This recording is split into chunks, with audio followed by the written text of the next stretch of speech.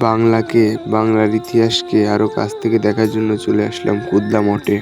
কুদলা মঠ এটি খুলনা বিভাগের বাগেরহাট জেলার অযোধ্যা গ্রামে অবস্থিত, কিন্তু এটি বেশিরভাগ মানুষই চেনে কুদলা মঠ নামে। এরই রহস্য উন্মোচন করব আজকের ভিডিওতে। তো চলো ভিডিওটা শুরু করা যাক। মঠটি বাগেরহাট থেকে 10 কিলোমিটার ভিতরে এবং যাত্রাপুর বাজার থেকে মাত্র 3 কিলোমিটার ভিতরে অবস্থিত।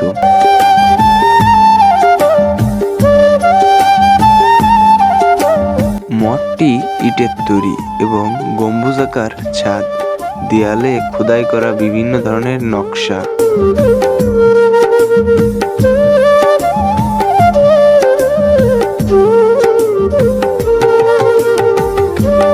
বাগেরহাটের ঐতিহাসিক স্থাপনার মধ্যে এই মঠটি একটি। ধারণা করা হয় এই মঠটি 1800 খ্রিস্টাব্দের দিকে নির্মাণ করা হয়েছে।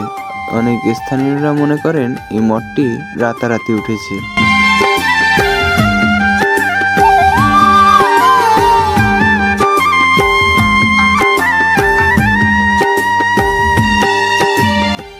মঠটির প্রবেশ রাস্তা এটি এবং এর চারপাশে 4টি দরজা রয়েছে, কিন্তু এগুলো কখনোই খোলা হয় না। অনেকে মনে করে এগুলো খালি খালি বন্ধ হয়ে গেছে।